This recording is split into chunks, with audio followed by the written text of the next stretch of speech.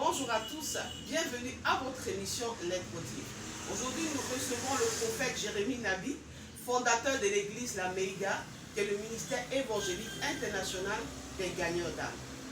Bonjour, homme de Dieu. Bonjour, servant de Dieu. Merci de nous recevoir chez vous. Merci. Voilà, nous savons que vous êtes un homme de Dieu que le Seigneur utilise puissamment dans le ministère d'évangélisation.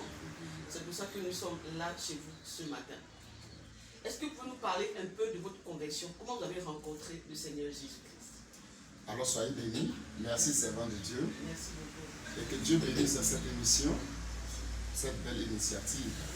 C'est un honneur pour moi de vous recevoir ici. Merci parce que il n'est pas donné à tout le monde de recevoir la visite des servants de Dieu. Et moi, j'ai été honoré aujourd'hui. J'ai été honoré et en plus de cela, l'occasion m'est donnée de parler des affaires du royaume. Et en particulier, comment est-ce que j'ai connu le Seigneur. Je voulais dire dans un premier temps que je suis né d'une famille musulmane. Papa et maman sont musulmans. Et quand je suis né, à l'âge de 5 ans déjà, j'ai été inscrit à l'école franco-arabe, qu'on appelle communément l'école coranique. Et j'y suis resté pendant un très bon moment avant d'aller à l'école normale. Par la suite, le Seigneur s'est révélé à moi après que j'ai passé plus de 17 ans en train de pratiquer l'islam. Quand je dis pratiquer, ce n'était pas une personne qui partait simplement à la mosquée. J'étais un véritable pratiquant, je conduisais les prières. Jusqu'à ce que je rencontre le Seigneur dans les années 99 au lycée moderne de Bois-Flé. Et partant de là, il s'est passé beaucoup de choses. Et aujourd'hui, je suis toujours dans l'œuvre. Et par la grâce de Dieu, il se passe de merveilleuses choses. Par ma modeste personne, le Saint-Esprit se glorifie véritablement. Amen, amen, amen. Vraiment, merci beaucoup. Merci vraiment de ce que vous avez dit. Comment ça ne va pas être facile pour vous en tant qu'ancien musulman, d'une famille musulmane. Comment, qu'est-ce qui s'est passé lorsque vos parents ont appris que vous avez laissé la religion musulmane pour suivre Jésus-Christ? Parlez-nous un peu de comment votre famille a réagi. Évidemment, vous devez savoir que je suis issu d'une famille où je suis l'aîné. Étant l'aîné, c'est en quelque sorte un espoir. Et quand j'ai rencontré Jésus et quand j'ai commencé à marcher avec le Seigneur, dans un premier temps, je cachais à mon père.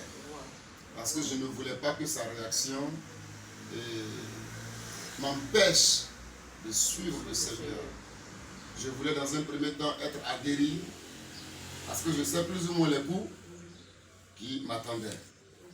Jusqu'à ce que, pendant les congés, les vacances de fin d'année, nous étions maintenant en vacances 2020. Non, en vacances 2000 plutôt. Et là, je suis allé un soir, j'ai appelé mon père. Il dit, papa, je vais te parler. Il dit, oui, mon ami, qu'est-ce que tu as à me dire? Je sais que tu es un bon élève, tu as bien travaillé. Je dis, non, il n'est pas question des études, il est plutôt question de ma vie. Il dit, oui, mais quelle vie tu parles? Je dis, papa, j'ai changé de religion. Je suis devenu un chrétien. Voilà, parce que j'ai rencontré Jésus dans ma marche, j'ai rencontré Jésus. Jésus a touché ma vie. Jésus m'a montré son amour. Jésus a montré qu'il m'aimait. Jésus a montré qu'il peut me guérir. Et Jésus m'a démontré qu'il peut consolider notre famille. J'ai commencé à lui dire, parce que j'étais poussé par le Saint-Esprit. Le vieux a eu une réaction. Il a été surpris. Et là, nous nous sommes séparés.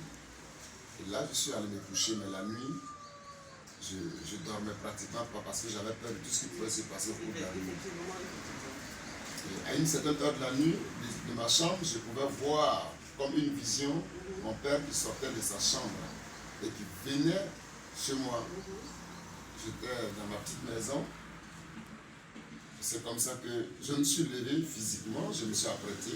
Et quelques secondes qui ont suivi, le vieux était rentré, là physiquement maintenant. Voilà, et il a commencé à me taper. J'ai pris la fuite, je suis sorti.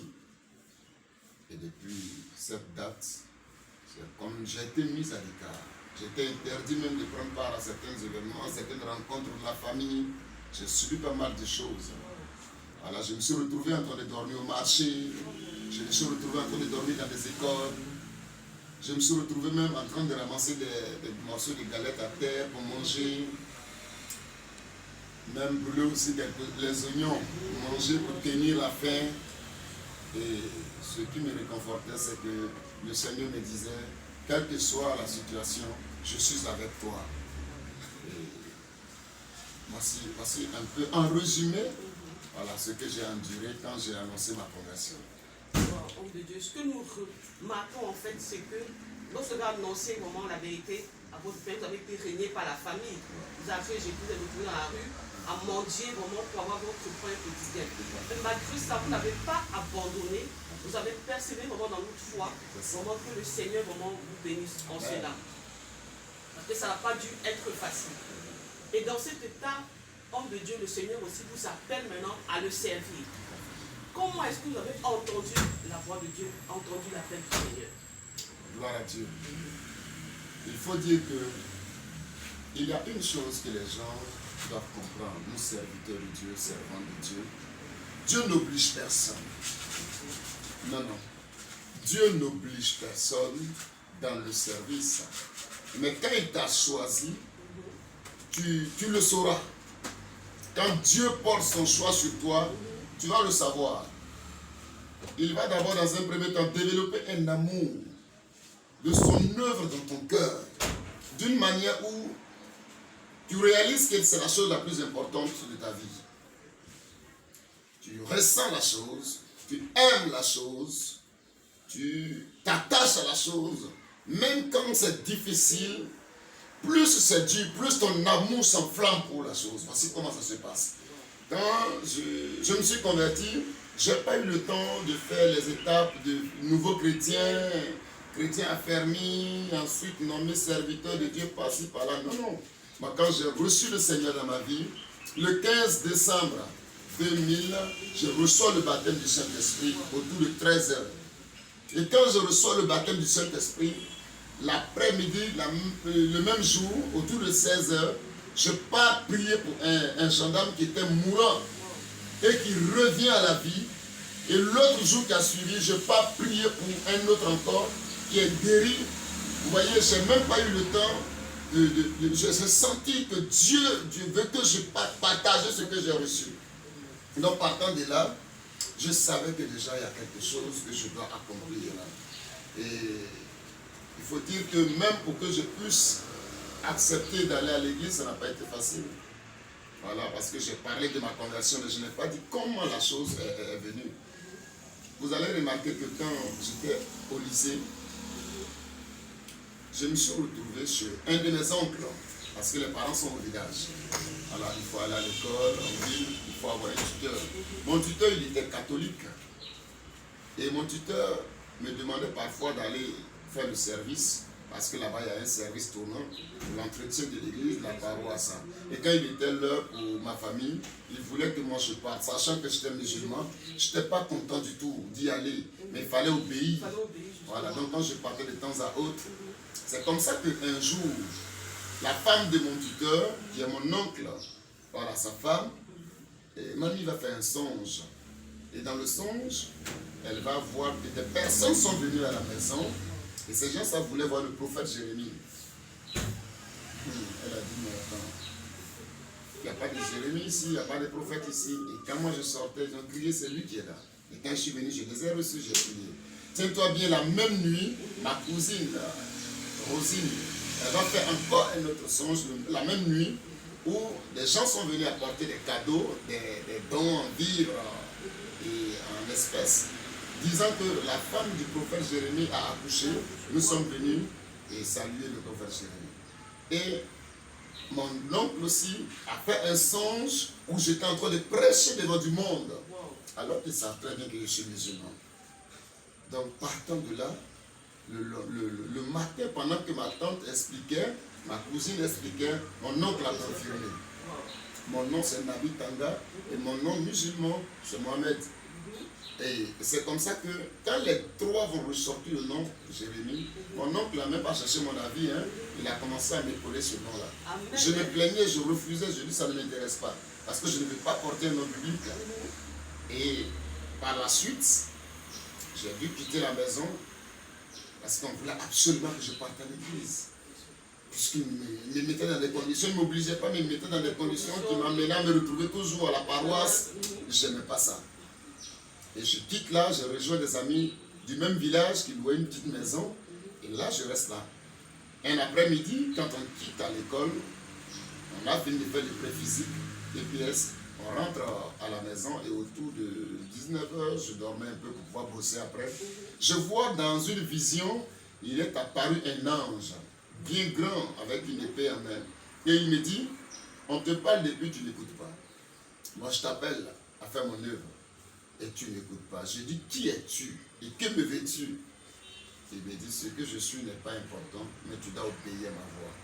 Je voulais résister, il m'a touché avec l'épée. J'ai senti comme si j'étais électrocuté. Et là, je me suis levé subitement. J'ai fui pour aller entrer dans une église. Et quand je suis rentré dans cette église, voilà, je ne suis plus jamais ressorti. Et voilà, et dans un premier temps, j'ai eu peur. C'est ce qui m'a amené. Mais par la suite, j'ai eu de l'amour pour la chose. J'ai aimé. Et j'avais envie de servir aussi le Seigneur. C'était fort en moi. Voilà, c'était fort en moi. Mais là où je vais poser un peu de résistance, c'est quand je me suis rendu compte que si je me mettais à fond, j'allais arrêter les études. Alors pourtant, j'avais mes ambitions, j'avais un programme. Mais vous savez, c'est Dieu qui décide toutes choses. Et quand je commence à réaliser que le Seigneur faisait des miracles à travers moi, le Seigneur faisait de grandes choses, j'ai commencé à sentir que j'allais à fond dans le service. Là, j'étais attiré par le service. Les hommes de Dieu, quoique j'étais élève, me programmaient à leur programme. Tiens-toi bien, je suis élève, on organise des programmes d'évangélisation dans la ville et je fais partie des orateurs qui sont des pasteurs consacrés. Ça faisait quelque chose quand même. Donc là, les signes étaient là, les éléments étaient déjà réunis, qui démontraient que j'étais appelé à m'engager entièrement dans l'œuvre de Dieu. Et ouais, je me suis mis dedans. Et dès que je me suis engagé, le Seigneur n'a plus jamais cessé de faire des merveilles par ma modeste personne, jusqu'à maintenant. Parce que Dieu, il est fidèle. Voilà, il est fidèle. Et là, bon, ça fait quand même quelques années. Ça fait environ 19 petites années que je suis déjà dans le ministère, en train de faire l'œuvre petit à petit, en train de progresser en Côte d'Ivoire, hors de ce pays, à l'intérieur, à Abidjan. Voilà, nous faisons le ministère tranquille. Je pense que j'ai... Effectivement, vraiment, c'est vraiment puissant ce que vous avez dit. Comment Dieu vous a appelé et a confirmé de façon claire que vous êtes appelé à être son serviteur. Déjà l'homme, sa femme et votre cousine qui viennent confirmer comme ça. Et le nom Jérémie qui sort, c'est vraiment puissant. Il y avait tous les signes. La main de Dieu dans votre vie, il était clair que réellement vous étiez sur le chemin. Le Seigneur vous appelait à son service. C'est vraiment puissant, homme de Dieu. Maintenant, nous avons besoin de savoir, homme de Dieu. C'est vrai que vous avez laissé les études pour servir le Seigneur parce que vous connaissiez que votre voie, c'était dans le ministère. Là, dans le ministère, on veut savoir, vous sommes clairs, comment le Seigneur, comment vous avez travaillé avec le Seigneur dans le ministère. Quels sont les faits marquants voilà. Depuis le village jusqu'à Abidjan, comment ça s'est passé? Soyez bénis. Et vous avez employé une expression qui est très intéressante, c'est comment vous avez travaillé avec le Seigneur. Vous savez, très souvent les gens disent que je travaille pour le Seigneur. Si vous travaillez pour le Seigneur, vous allez échouer. Mais si vous travaillez avec le Seigneur, vous allez réussir. Parce que ce n'est pas un travail que tu connais. Ce n'est pas un travail que tu as déjà le programme, et quand tu te lèves, tu pars, tu fais ceci et cela. C'est à l'instant même, il t'inspire ce que tu dois faire et tu obéis. Donc tu te travailles avec lui. Voilà, vous êtes sûr de ne pas faire trop d'erreurs. Voilà, et d'ailleurs même, vous pouvez ne même pas faire d'erreurs parce qu'il est là. Quand j'ai connu le Seigneur, le tout premier miracle, je vais parler du tout premier miracle. Voilà, le tout premier miracle, quand j'ai officiellement annoncé que j'étais devenu serviteur de Dieu au village, j'étais vraiment méprisé et humilié. Tiens-toi bien, c'était un village où il n'y avait pas d'église. C'était la mosquée de mes parents, une petite mosquée, et notre école coranique. Et moi, je pars à l'école, je reviens pour les vacances. Et comme ça, je commence à dire que j'ai vu Jésus et que Jésus fait des miracles. Attends, tout le monde se moquait de moi. On m'a traité de fou. Tiens-toi bien, même que mes amis avec qui je jouais au foot n'acceptaient plus que je joue au foot avec eux.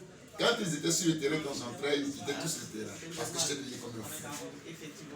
Et surtout quand je leur disais que Jésus s'est révélé à moi, ils disaient, qu'est-ce que la communauté a capté? Jusqu'à ce qu'un jour, il y a une dame, pendant que tout le monde me rejetait, elle m'a adopté. Elle me donnait à manger, elle m'encourageait. C'est ainsi que sa fille qui priait avec nous à l'école va tomber malade. Et je crois que c'était un empoisonnement. Et nous étions vraiment tous dépaysés. Moi, je n'étais pas là pour l'instant, mais les gens pleuraient. Et ils sont venus me chercher pour aller prier. Quand j'arrive, je trouve un frère du village, qui lui-même est serviteur de Dieu, mais dans un autre endroit, puisqu'il est instituteur, où il enseigne, il sert Dieu là-bas. Et il était là pour les vacances. C'est ce dernier qui était en train de prier. Et à un moment donné, il a dû arrêter la prière et il a dit à la maman, c'est Dieu qui a donné, c'est Dieu qui a pris, il faut accepter comme Job. C'est-à-dire que maintenant, il faisait tout pour que la maman accepte le décès de sa fille. Et moi, je suis arrivé. Quand je suis arrivé, la dame m'a dit, ah là, voici le pasteur, voici le missionnaire, il est arrivé. Voilà, et il faut venir. Et c'est ainsi que le pasteur qui était là en question a dit, bon, ok, mon petit, il faut venir essayer. Et quand je suis arrivé, j'ai levé ma main, j'ai fait une seule prière. Il dit, Seigneur, pas parce que je doute, mais je veux prier à la manière d'Élie. Si je suis ton serviteur et que mon appel n'est pas une œuvre humaine, que l'épiphanie revienne à la vie. Quand j'ai tendu ma main comme ça, elle est remontée au même moment avec moi. Elle a vomi et elle est revenue à la vie. Et aujourd'hui, elle est prospère, elle est bénie, elle est aux États-Unis. Et nous communiquons chaque fois. Chaque instant, quand nous arrivons à parler ensemble, c'est tellement émouvant. Et il nous arrive même parfois de pleurer, de glorifier le Seigneur. Et après là, le village a réalisé qu'effectivement, il avait un appel. Mon père aussi. Voilà, mon père aussi a remarqué qu'il avait un appel. Et après ça, il y a eu un autre grand miracle qui s'est passé.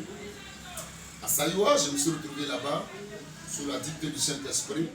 Une dame qui était avec son mari depuis 12 ans. Et les deux n'avaient pas d'enfants. Et quand ils sont venus, j'ai prié. Et le mois qui a suivi, la dame a été enceinte, elle a eu des jumeaux. Et après ça, encore 2 ans après, elle a eu des jumeaux encore. Et d'autres miracles ont suivi. On ne peut même pas finir de citer. Le Seigneur confirme sa parole. Oui, le Seigneur confirme sa parole. Écoutez-moi bien. Très souvent, on a l'habitude de dire aux gens, ne courez pas derrière les miracles. Je ne suis pas en train de dire de courir derrière les miracles imaginaires. Mais retenez que notre Dieu est un Dieu de signes. La Bible dit, voici les signes qui accompagneront ceux qui auront cru. Cru en qui? Cru en Dieu. Donc c'est à travers les signes que nous saurons qu'il est là. C'est à travers les signes. Quand Élie est rentré sur la veuve de Sarepta, si la farine ne s'était pas multipliée, si l'huile ne s'était pas multipliée, rien n'allait attester que Élie était un serviteur de Dieu et que Dieu était avec lui. Donc ce n'est pas parce qu'il y a des faux miracles que les vrais miracles n'existent pas. Ce n'est pas parce qu'il y a des fausses prophéties que les vraies prophéties n'existent pas. Notre Dieu, il est authentique. Je voulais rendre un autre témoignage. Il a fait plus de 8 mois dans un village, il ne pleuvait pas. Je suis arrivé dans le village et là, ils ont su qu'un pasteur était là. Ils ont envoyé quelqu'un me dire qu'il ne pleuvait pas. J'ai dit, allez-y, dis au chef du village que demain avant 6 heures, il allait pleuvoir. Et ils ont commencé à rire. Mais ce qui était bizarre, c'est que des villages environnants, des villages qui sont à 3 km, à 4 km, il pleuvait là. Et ce village au milieu n'avait pas la pluie. Quand ils sont allés leur dire, le chef dit non, mais que l'homme de Dieu prie quand même. Je dis, je n'ai pas besoin de prier, il va pleuvoir. Il était 4 heures du matin, il n'y avait aucun signe dans le ciel. Il était 5 heures, il n'y avait aucun signe dans le ciel. Mais de 5h à 5h30, tout le ciel était nuageux. Et à partir de 6h, la pluie a commencé à tomber jusqu'à 11h. Il a plu